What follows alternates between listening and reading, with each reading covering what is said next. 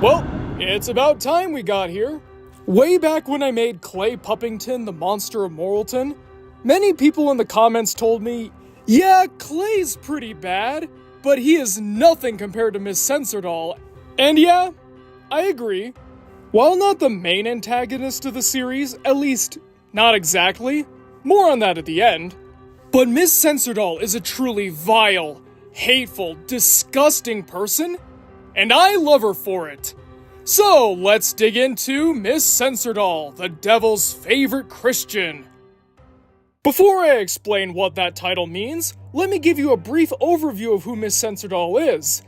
She's the Moralton librarian, and normally that wouldn't mean that she's in a position of power, but she uses her naturally commanding presence and intimidating figure to get what she wants. Censordoll is a master manipulator. She has this uncanny ability to get into people's heads and discover their desires, hopes, fears, and dreams. Using those, she uses people as pawns in her wicked scheme to gain power. That's her entire quest in life, is to get more power than anybody else. She pretends to be a pious Christian just like everybody else in the town, but Censordoll takes it a step further. Not only is she like Clay and Fakey in the sense that she's a rules for thee, not for me sort of person, but she does something that nobody else in the town seems to do. She weaponizes everybody's faith. Now, maybe it's my personal interpretation given the fact that I'm a proud Christian and always have been, but to me, I don't think Miss Censordoll believes in God whatsoever. I think it's all a front. Remember what I said in the Stephanie video? Whenever Moralton's beliefs are challenged, or whenever they find something that they don't like, they will do whatever they can to either fix the problem or dispose of it. So it's natural that Censordoll would want to pretend to be like the townspeople in order to gain influence. But as a result, she relies on everybody's ignorance regarding the Word of God and is able to use it to her own advantage. What do I mean by this? Well, one of Miss Censordoll's favorite pastimes, has been for years, is organizing protests against anything, really. You've heard of Rule 34, well now here's Rule 35. If it exists, and it's not an egg or egg-based, Miss Censordoll is going to pretend to be offended by it, and when she pretends to be offended, she whips her followers into a frenzy, convincing her that X thing here is now the most evil threat to the culture of Christian society, even though it's not. The reasons she has for being offended are obviously going to come across as jokes to us, the audience, but in universe, she's taking advantage of the people's stupidity in order to exercise control. See, when she was a kid, her mother removed her reproductive organs against her will, and this created some kind of power imbalance in her head, and ever since, she's wanted to remain the dominant force of her society. And in this case, it just so happens to be Moralton, a community of gullible and poorly read individuals who think they're following the Word of God, but in actuality probably get all their information from the Minecraft Bible or the Word on the Street Bible, so they don't exactly know what they're doing, and that's where Censordoll comes in. In her own mind, she is God. She is the all-knowing, all-powerful figure who can determine what's right and wrong. Protesting is stage 1. Stage 2 is gaining some level of power.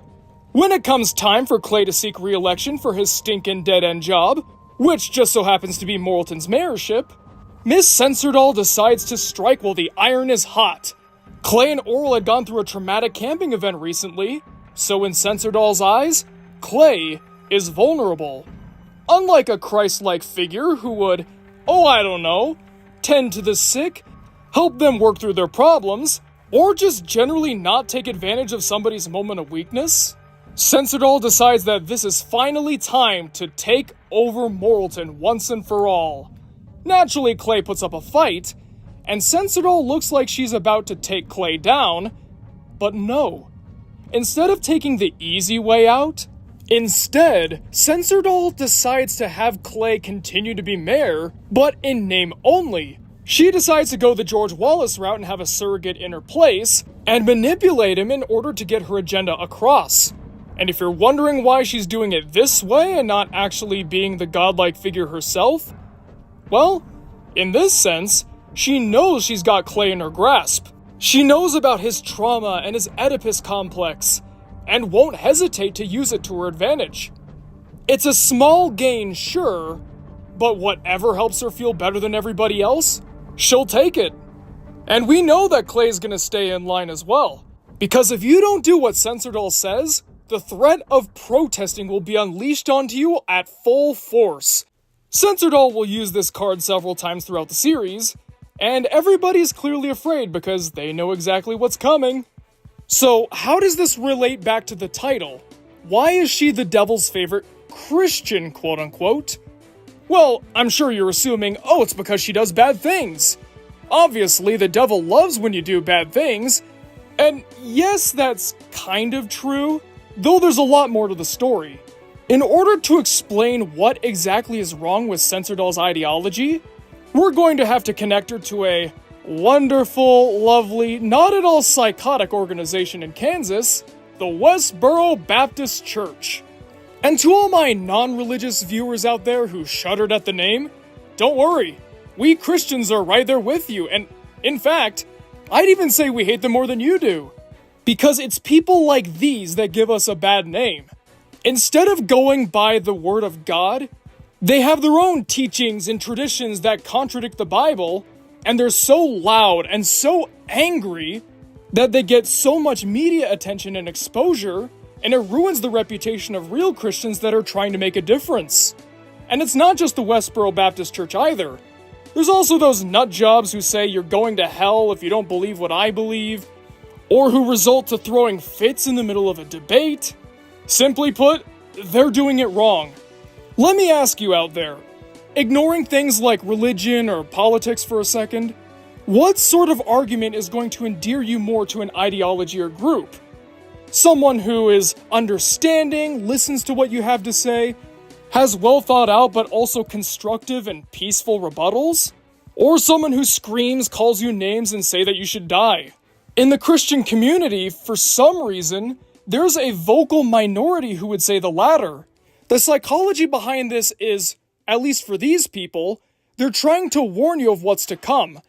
But again, that anger and vitriol, that's not going to convince anybody, and in fact, is just going to scare them away from Christ. Censordoll is the exact same way. Do you think these protests, her control over people, her nasty demeanor, or her breaking the very laws that she helped set up, do they either enrich people's lives or help spread the word of God? No. They spread the word of Censordoll. And if she was a Christian, she'd know that, for one, you're not supposed to do that because that is a grievous sin. And two, if she's a Christian, she would believe in the Bible. And the Bible has several accounts of people doing this exact same thing, trying to usurp the power of God and make themselves a godlike figure here on earth, and it never really goes well for them. Just ask Nebuchadnezzar how that fiery furnace thing went, and you'll see what I mean. But wait, I hear you all screaming. In Before Oral, she was throwing a fit that Clay hadn't told Oral about God. So clearly she cares about evangelizing to the people. Nope. As I've said before, she uses Christianity as a way to control others. So the fact that one person in Moralton, even if it's someone who's too young to understand the world around him, doesn't believe everything she believes, or at least that she pretends to believe, then there's going to be a real problem because they might grow up into being a free thinker. Luckily for Censordoll, that didn't really happen, and in fact she decided to manipulate Oral to being her successor. But I think with that little bit of context there, I think you can understand how this whole "you're not like us so you must be shunned" thing got started. Remember, Censordoll uses fear, manipulation, and intimidation in order to influence the way Moralton operates. Even legitimate leaders like Clay or Reverend Putty have no real power to stop her. So in the same way that she's able to get people angry at things like the Wizard of Oz, she'll be able to rely on that natural us versus them mentality that some misguided Christians seem to have, and take it to the extreme. And all this just makes me wish that much more that we got the full Censordoll arc in the show. Yeah, much like Shapey and Block, Miss Censordoll's entire tale wasn't completed, and in fact, unlike Shapian Block, there's no implied ending to her arc either. The last we see of her, she's still got a firm grip on Clay, and then she's never seen again. In a sense, she won. Because Moral Oral proper doesn't have a final ending for Miss Censordoll, it's implied that she controlled Clay throughout his tenure, she lived out the rest of her years as an angry, bitter woman, and then died. That's it. Had the show gone on, she would have taken over Moralton as some kind of dark dictator, and then presumably at the end, would have finally gotten what's coming to her, and everyone would have seen what an evil person she was, and hey, maybe some of the effects on the town would have gotten reversed. We may never know, sadly, so I guess we just gotta go with what we got. And what we got is a really dark, messed up woman. One who considers herself above the god she pretends to worship, and in doing so, is actually doing the devil's work instead. By making Christianity look bad, and by making people suffer under a supposedly godly leader, it sends a message to the world that God isn't worth your time. If only the people of Moralton knew, then they could finally get rid of her once and for all.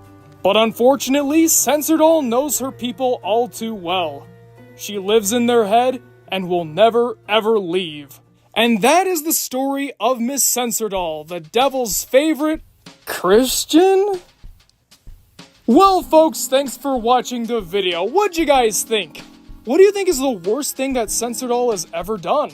And what did you think of my analysis here in comparison to some less than desirable individuals and groups? Comment below and let me know, because I'm always excited to hear what you guys have to say. And now it's time to thank our wonderful Patreon people, starting with our Masters of Fate. Chan 11, Drew the Stew, Kev Messick, Platinum Bass, Quiet Chap, Ryan Williams, Timey, and Woody Woo. And now our executive producers, Albert Robinson, Blackjack, H.R. Hoffman, Indiscreet One, Leaf Storm, Orsinus, Ravioli Supremo, Unkale, and who else but Zane. If you two would like your name read at the end of every Media Mementos video, then please consider donating to the Patreon. There's a link in the description below for you to check out. Also, there's a link to the channel's Discord server, so stop on by and say hello. Thanks for watching the video, and I'll see you guys next time.